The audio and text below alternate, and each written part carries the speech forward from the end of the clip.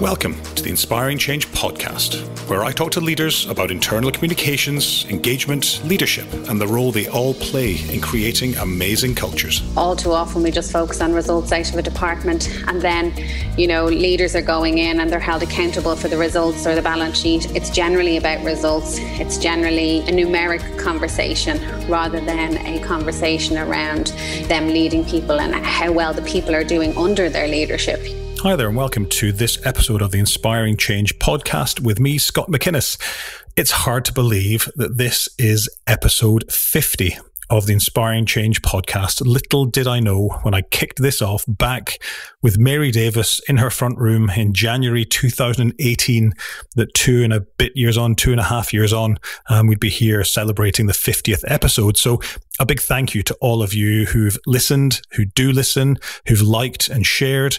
We've seen a really big lift in listener numbers over the past couple of months. And that's thanks to all of you for your likes, your shares, your listens, and really getting the word out there about the podcast. And I hope that you'll continue to listen and continue to like and share because we've got some really, really good guests coming up. One of the things I really like, and you'll know those of you that have listened to this podcast often, one of the things I really like is to get some really practical insight for listeners on things that you can do in your own organizations to try and bolster your business in the areas specifically of internal communications, employee engagement, leadership, and culture.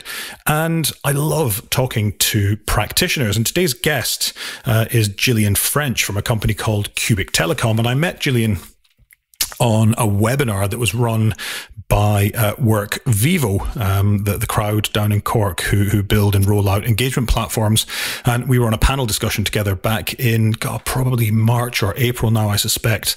And I just thought Jillian was brilliant and she brought some really good ideas and thinking. And one of the ideas that I've nicked and actually used on this podcast a couple of times and in other presentations is something that she said, and I'm going to probably steal one of the things that she's going to say later, so she'll kill me, that back in the early days of the pandemic, they basically took their list of staff, they broke them up into chunks, and they gave them out to each of the senior leadership team just to ring those people and say hi.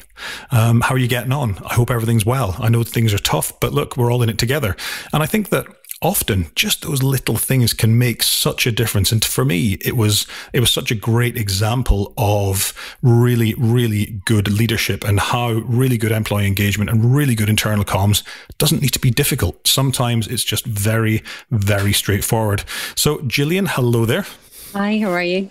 Thanks for having me. Oh, thanks for coming on. Thanks for coming on. As we're all stuck in our houses looking for things to do away from Zoom, and then here we are ending up on Zoom again. Yeah. Come here. Listen, let me kick you off. I always start everybody off with a simple one because I think people like to know, listeners like to know where you've come from. So why don't you tell me a little bit about you, about your role, and about Cubic Telecom? Yeah, sure. So I'm currently with Cubic Telecom. I'm with them now 2 years, just at the end of the year. I'm the Chief People Officer there. And the company is a global connectivity software company, and we have just under 200 employees.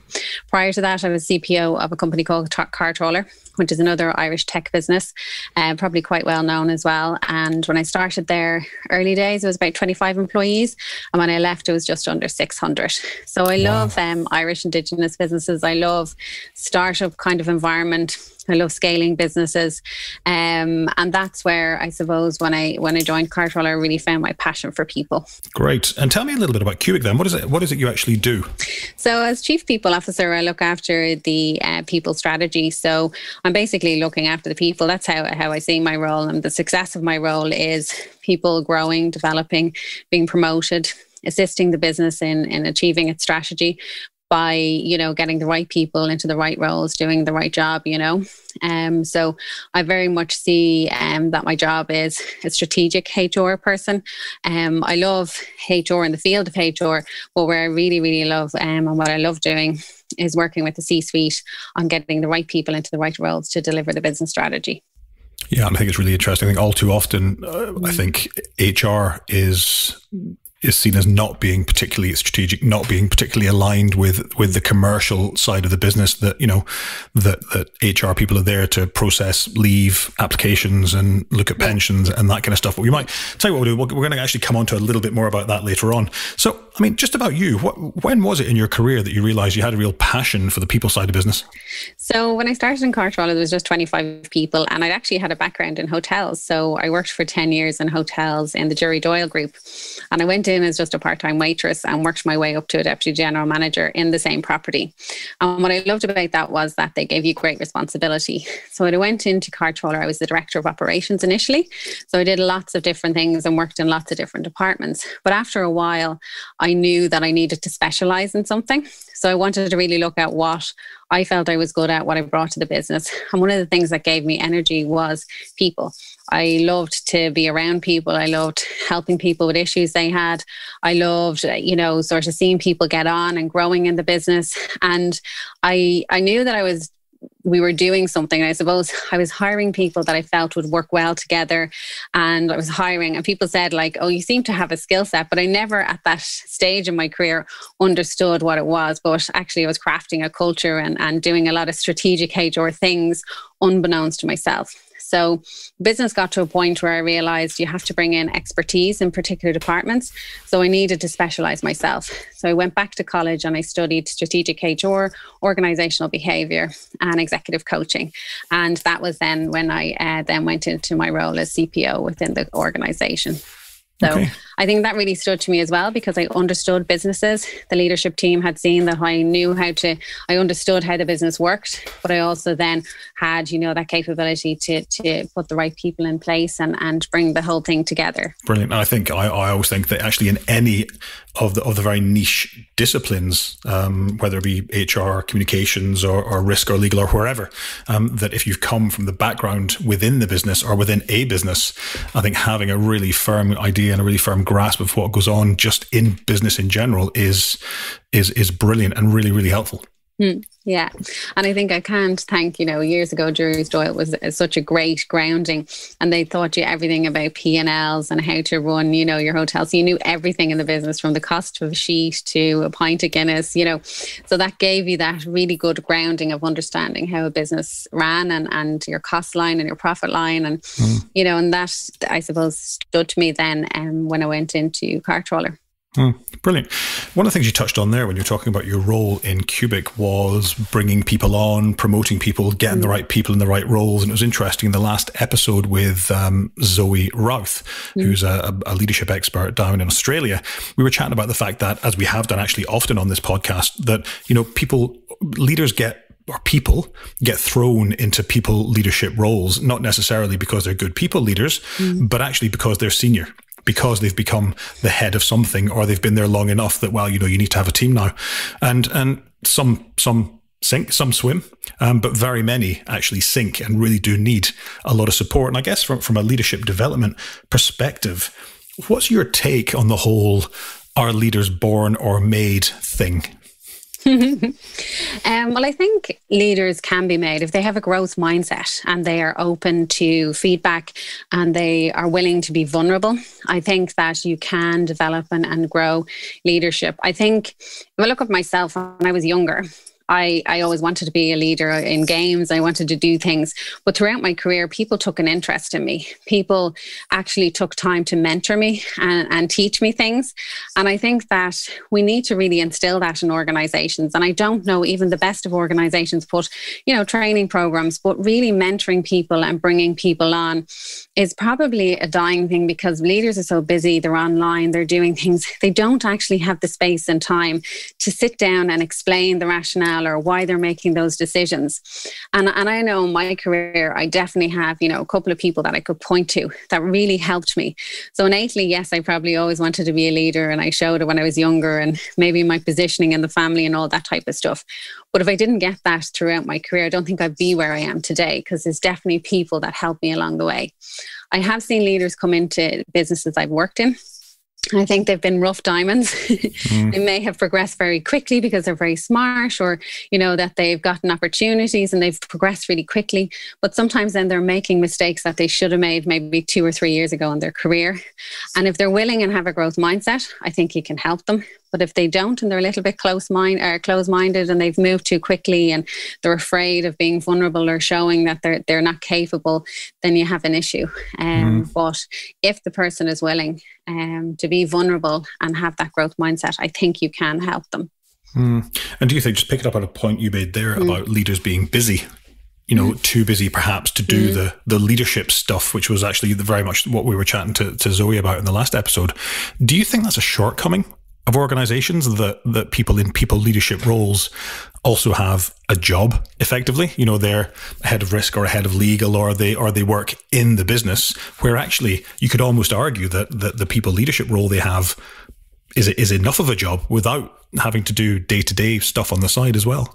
Absolutely. I totally agree with that 100%. I think that you should be measuring your leaders and your managers on the leaders and managers that they produce. On how successful their people are. And I think all too often we just focus on results out of a department, and then, leaders are going in and they're held accountable for the results or the balance sheet. And there's very little discussion around how many people in your function have been promoted, what's the sick, in your department, how many people have grown, why is this person still in this role? There's no sort of debate or discussion about the people within their function. It's generally about results. It's generally, a numeric conversation rather than a conversation around them leading people and how well the people are doing under their leadership, Which is wrong. Yeah. And we know this stuff, I was actually, this morning we do a leadership series in Cubic, and we have a guy that comes in and he does it every month and he picks a topic. So we had emotional intelligence, and we were talking about emotional intelligence, and everyone on the call was saying, we understand what a good leader looks like. We talk about empathy. We talk about all these really great qualities that they should have. We understand all the things they should be doing, but still it's just not transferring in the workplace. It just doesn't. We know the good practice. We know what we should be doing. But for some reason, busyness or other priorities always seem to take precedence. And then the important stuff falls further down the list. And how do you stop that happening then? You have to have that drive and passion to keep making it a top agenda item. You have to really, keep pushing it. Because at the end of the day, any successful organization has really great people behind it. The organization is always successful because there's people in there who care. There's people in there that are doing their best. There's people in there that are working really well together. And boards and senior leadership need to recognize that. And I think they do. But I think the problem is they then don't know how to transfer that learnings and actually make the shift and say, well, do you know what? Yeah, no, we're not going to focus on results. You imagine having a board meeting with no results, where no results are discussed, and it's just people and how's the well-being of people, and Good God, that's madness. That's madness. What are you talking about? But isn't it really interesting that, if you look at that whole Branson thing of put your people first, and let them look after your business, then you could argue that actually that'd be a really powerful conversation to have, wouldn't it? Yeah. So let's today agree that we're going to put a call out to boards not to talk about numbers anymore, and just to talk about people and well-being and their leaders doing the really right stuff. Yeah. Excellent. So it was actually interesting. One of the things that we did to combat that whole numbers piece when I was working at AIB before I founded Inspiring Change was we introduced our values into the whole performance management piece. So actually only half of what you did through the year was based on the what, so doing the number, if you like. The rest was based on how. So if you were living the values, if you were being one team and all the other values that we had, if you were doing that really well and could tell stories about and give examples of where you did that really effectively, that would earn you the other half. Now, there was no bonus at the time when I was there, but it would have earned you, if there was a bonus, it would have earned you another half of that bonus. So it was an interesting way to get people to focus on the fact that actually, if just because you do 120% of the number, if you leave a trail of death and destruction behind you in the pursuit of that, then it's for naught, because you're going to have people walking out the door, people on sick, no new leaders coming up, all that stuff. Yeah, no, I agree with you 100%. We have it within our system. So we do quarterly conversations. They're called QCs. And they're very simple. Again, they're just like, what's working, what's not working, and are you living the values? And you have to give examples around the values. And one of our values is help others. And it's my favorite. And we did a survey recently, and it seems to be the employees' favorite as well, because I believe that if every day we could go into work and our mindset was to help other people, see how it could fix things, work with other people. But what tends to happen when we go into organizations is that systems and processes and different things happening around the business seem to muddy that. And I think sometimes we do go in with that good intention, but ego or something someone said, or, a department budget or all the other noise that goes on, we then, go down a different path. And you know what? It doesn't actually make you happy either. Generally, if you do stuff for people, you work well with them and you help other people, it kind of gives you energy and it definitely motivates people, and it bodes well for a really good, happy workplace, Yeah, well, I think we know physiologically, actually, when you help somebody out, if you give somebody recognition or you help them out, you actually, as well as them getting a little dump of dopamine, you get it as well. Yeah. So there's something physiological there too. So that's one of our values in Cubic, is help others. I didn't want to put in collaboration because I felt collaboration is one of those words that kind of gets used a lot. And I really wanted to differentiate it to say, no, it's actually helping others, help others. Because I think in a lot of us, it's like our factory setting. We're actually kind of reared and it's innately in us, but whatever happens with work, sometimes we kind of miss that and we forget and actually behave in the opposite way. Yeah, it's a funny one. So just actually continuing on the theme of leadership. We talked about poor leadership practice before, and people having growth mindsets and being open to change and feedback. What's one of the first things that you and your team does when you encounter poor leadership behavior? Deal with it straight away. It's one of the things that, if you bring a bad leader, and I hate to use the term bad, probably ineffective or misaligned with your culture, whichever sort of appropriate term we want to use, they can have such a detrimental effect on your business, and your people more so. I've seen people under the reign of poor leadership, and it's something it's just not healthy for people, if they're working with someone that is just not the type of leader that we would like to work with, So absolutely deal with it quickly, rectify it. Obviously always give people a chance to improve. I think sometimes there's bad leaders, and then there's leaders who maybe just don't understand that, don't understand the new culture, maybe haven't had the development. So give them a chance for sure.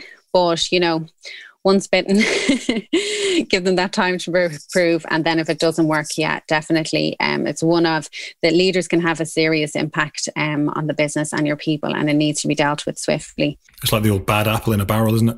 Yeah, and I think everybody tries to avoid it, and it is one of nobody likes performance management, and particularly when you term it PMS or, performance management, it's this negative, but actually it's not healthy for the other person either. I think it's really wrong to leave someone in a role that's ineffective and people start operating around you.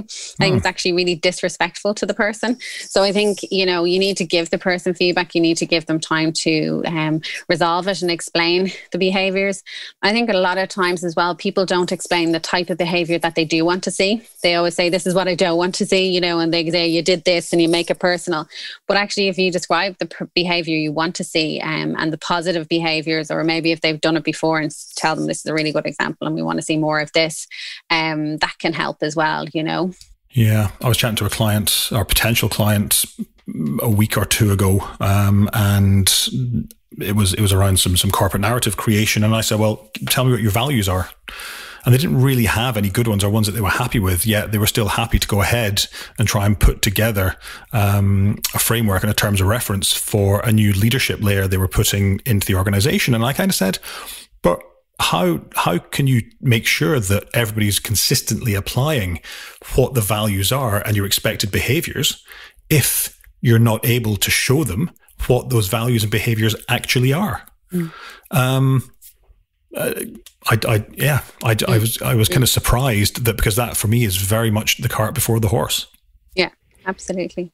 Yeah. And there's a term I've heard before where the fish rots from the head, so if the values are not being lived by, the senior leadership team, it's, and I do like that term because it does start with that level. If you see something, and I always say this to founders, I do other work as well with some founders and in a coaching context and things like that. And generally, if they say to me they see behaviors in the company that they don't like, I do ask them to think about themselves and to really have a hard look, because generally it does start with the top. Now, I don't think that, takes away people's personal accountability. And I think in a work context, we need to do more of that, in our surveying and stuff. What are you bringing every day to work as an employee? Are you living the values? Are you, bringing good, positive energy? What have you contributed to ensure your happiness in the workplace? Or, because sometimes you'll have people and they say, I didn't get any goals, or you're like, well, did you ask? So as individuals and employees, we do need to empower ourselves and make sure that we're not just constantly looking upwards and critiquing, and that we are living the values and behaving in the way that is positive. But definitely with regards culture, I think leadership have to role model those values and live those values, eat, sleep and breathe them. And if they don't, they just become something that nobody buys into, and they're actually more damaging then. They become words on the wall. Don't they? Yeah. And on a mouse mat, on a mouse mat, or on a screensaver. And you're right. I think it's actually it's better to not have values than it is to have them and not live by them, because the integrity gap that creates, and the trust gap, which is probably there already. If you look at a lot of the research from places like Edelman, there's a trust gap there already, and all that does is simply amplify that trust gap and make it even bigger. Yeah. At Inspiring Change, we help our clients to implement sustainable change and drive business performance by putting their people first. We do that through a focus on strategic internal communications, employee engagement, and leadership consultancy. If you're struggling with change or getting your people aligned behind your purpose, vision, or strategy, then get in touch. Simply visit our website at www.inspiringchange.ie for more. When I think about it, just back to a point you made there around values and or around culture and behaviors, and you talked about, really it's about the senior team being the ones that need to role model those behaviors in order to make sure that, everybody else kind of swims in behind, I guess, to continue on your fish analogy. Is there a role for everybody in the organization in terms of driving those behaviors and driving the culture in an organization? Or is it literally up to the CEO and the senior team? I think the CEO and the senior team play an absolutely pivotal role in role modeling the values. That goes without saying. But as I just mentioned there, I do think employees absolutely have to take a responsibility too. I think sometimes as employees, we become, because I'm an employee as well, you can become complacent and think, so-and-so's not doing it, they're not doing it, I'm not going to do it. You need to do the right thing, and if the right thing is to be collaborative, and one of the values is collaborative, but you don't see it anywhere else, you need to do your best to be collaborative and hold on to that and play your role. And I think you constantly need to check with yourself, because again, at that talk I was at this morning, we're talking about emotions being contagious, so we have a duty of care. Like when I come into work with my team, that, I'm in good form, I'm happy, that bringing positive energy to the meeting, that I'm doing my best to be the best version of myself that I can be at that meeting, to, bring, I suppose, positive emotions to the workplace. And I think sometimes we can get into the mode where we're doing surveys and, is there anything else we can do? Are you getting your goals? No. Well, we are all adults in the workplace. If you don't have your goals, go and ask for them and say, so the question should be, have you asked for them? And if you haven't, then just go forward and ask your manager for that clarity or do those things. Empower yourself as an employee to get the clarity that you need. And also then consider, am I doing my best? Am I turning up to the workplace doing my best to provide a positive culture for everybody else? Or am I actually contributing? Yeah, I think it's interesting that, we often say of people leaders that, and to use your language there, which I use myself all the time, to bring your best self to work every day, to be that person that people want to follow and want to work with. But I do also think that we run the risk these days, and you've mentioned vulnerability a couple of times, and we run the risk these days, maybe sometimes, of putting our people leaders under too much pressure and forgetting that they're people, and the fact that it is okay for you to come to work and have a bad day. I'm sorry, team. I'm just having a really bad day. My car broke down. The dog got sick on the carpet. Whatever the reasons are. But that has to be okay, right? Totally. I think most people don't really like those perfect people that always seem in chirpy form and nothing seems to, I've never suffered that. I've never suffered that problem, I have to say. Definitely not here either. But, I think absolutely when it comes to leadership, people actually don't, perfection isn't, it's okay to get it wrong. And I think it's absolutely okay to say, yeah, I'm having a bad day. And I think people really, really respect that, because I think that comes back to authentic leadership. Nobody wants to have, this person who's perky all the time and doesn't accept that other people have bad days. So yeah, I totally agree with you on that one. I think it's interesting that, we talk about, vulnerability is a word that's crept into the kind of the leadership vernacular only probably really in the past few years, I'd argue. And I still think a lot of leaders are kind of scared of it, of showing that side of themselves, because they're still in that kind of 1970s, 1980s vibe of, I need to have all the answers. Actually, you don't. And actually, by not having all the answers, by asking better questions, that allows you to bring more and better stuff out of your people. Give them an opportunity to come up with the answers for a change. Yeah, well, I mean, you talked about it there, just the well-being, and you think about the situation that we're in with COVID-19 now, and I talked to you about ringing people and checking they were okay. And some people weren't okay. And I knew that people managers were ringing. Some people weren't okay and they're trying to sort that out. Then they're trying to deal with, customer issues and get everyone remote. And then they have to go home to their families. And, so we only have a certain amount of energy and a certain amount to give every day, because we are only human. And people who say that they, can multitask and they do loads and they love being busy all the time, there is a capacity that everybody has. And, we have to have that awareness that our people now at the moment, their capacity probably from this pandemic, between just the fear of it, dealing with other things at home, the kids, they're probably pretty close to capacity. And I say everyone's going to need their Christmas holidays. The people managers are probably even closer to that. And they need to mind their people managers and need to mind the leaders as well. They're under a huge amount of pressure. So I think, just following on from what you said, that there is this expectation that, at a leadership level and managerial level, they should have all the answers. They should be turning up every day. But they have families too. They're in lockdown. They're taking on other people's worries, and they have a limited capacity for what they can take on. And then they go home. Do they have anything left for their families as well? Like there's that piece too. And we talk about those leaders being the most important people in an organization, in my belief anyway. And I think when you look at some of the well-being stuff that's happening at the moment, and look, let's be frank, some companies are doing that better than others. I'm not sure that there's much more Zoom yoga that I know some of my contacts can do. I won't say that's one of the things we're doing then. I'm not, well, as long as that's not all you're doing, it's okay. But if that's all you're doing, then we'd have to have a very serious word after the podcast.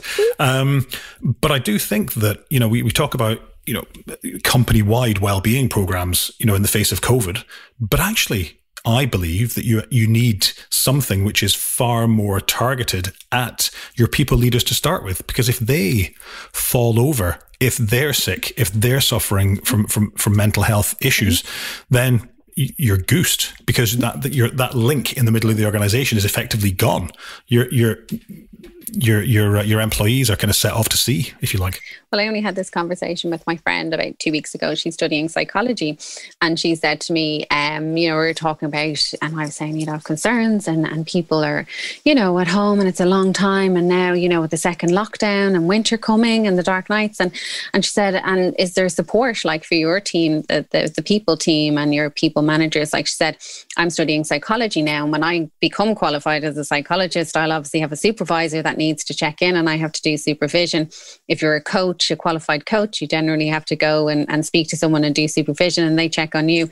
But as HR practitioners or leaders, like there's very few companies that I would know of that are providing assistance to their top team or assistance to, people in HR that would probably be dealing with a lot of people that are having mental health issues, and also they're not qualified really to be dealing with them.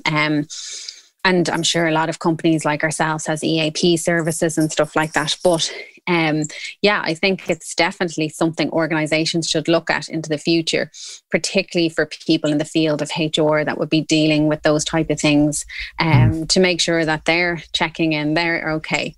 Yeah. Oh, you're taking on so much of that person's angst and so much of that person's worry yourself, and you do carry it home with you. I just don't think as a human being, regardless of whether you work in HR or not, that you can just shut the door or shut your locker or switch off your computer at the end of the day and just say, well, that's me done with work until 9 o'clock tomorrow morning. Yeah. Well, I always said if that was the way I operated, then I was in the business too long and I needed to leave, because I think, that is one of the most important things when you're in a type of chief people officer role, is that you care about people, that you're there to help people, that, you problem solve with them, you do your best. So if you don't kind of care and you can just switch off at the end of the night, well then it's time to move on from that field, Go and do a different job. Yeah. From a communications perspective, obviously that's something that we look at as a company with our clients often. And I wonder from your perspective in Cubic, during COVID. Good God, it's like a tongue twister. I wonder how, do you think that the whole COVID thing has reinforced how critical communications is in keeping people connected to the organization? Like times 10, when it hit initially, I was probably doing 2 to 3 communications a week, and good lengthy ones about aligning with the government and what the government has said and what our position is and where we're at. And we did hour-long catch-ups. Now, at the start, I thought, gosh, they may be a bit long, but the feedback we got was that they really needed those catch-ups. So what we did was we would communicate where we were, our business, when cars are on the road. Obviously, that would generate revenue for us, and the fact that we're in lockdown. So we wanted full transparency with our employees to show them where the business was at, where the revenue was at. And then the CEO would, speak and tell everybody on the call how the business was doing, what the next steps were. So we had the catch up, and then we had my communications from the CPO sort of 3 times a week. But also we then have a platform. I think you mentioned it earlier, WorkVivo. And it's a communications platform. So we would constantly update on different things that would be happening around the business as well, so that people, had that. It's like a social media platform for internal use, and keep people just completely up to date. And the feedback we got in surveys, we do pull surveys then every week as well, was that they really, really valued that communication, because they were nervous at the time. They really needed it, and it gave them great comfort. But still, I do a communication every Monday now. Even sometimes I just say, hope everyone had a good weekend. There's very little, no changes in the government, and there might be 1 or 2 things that I have to say about initiatives that we're doing that week. But to make sure that we're keeping that flow going is hugely important. And now, we talked previously when, I called everybody along with my director of talent, and the CEO was calling people. Now, before Christmas, we're going to do that again, as in try and split the list and just check in with people, because, it is so hard. We're close to 200 people now, to make sure, just check in again before we finish off the year, how everybody is, and touch base so that they've seen a senior leader before the end of the year. Yeah, and it's not to do with if you're doing your job well or if you've met your targets. It's just how are you getting on? Yeah, absolutely. Yeah, really important. And how important was the whole WorkVivo platform in terms of creating, because I think often we think about, organizations think about internal communications as being very much broadcast out to employees. But of course, you and I both know that really it's the conversation between employees and the organization and vice versa that really constitutes really good internal comms. And what are some of the things that you've done on WorkVivo to try and drive that conversation? So even just, I suppose it's, for me, community. I always think of the workplace as a community and keeping people up to date community and what's happening. So to give you an example, at the moment we're running a mental health initiative. So there's random acts of kindness. So we're posting up if we've done any random act of kindness. So I was just saying my friend from Spain was missing home. So I got her this Irish hamper from giftsdirect.ie. So I posted it up on WorkViva just to tell people that's what I did. She was homesick. Then our COO was telling us that his wife, his two kids decided they want to thank Mammy for everything that she's done. Again, he takes a little picture of the two kids and posts it up and tell them, what's happening and the things he's doing. So it's keeping that connection with people. And then people are commenting and saying, that's lovely. When my kids started school, my daughter just started in Montessori, we were in lockdown as well, posted those. A lot of our staff posted Halloween, shots to show their children dressed up or, different pumpkin or designs in their house. So it kind of keeps us really connected and when people are having babies and that type of stuff. So that community stuff is hugely important in lockdown because you don't get to see people. We don't get to hear those things at the water cooler anymore. You don't get to hear those things when you're sitting in having a sandwich with someone.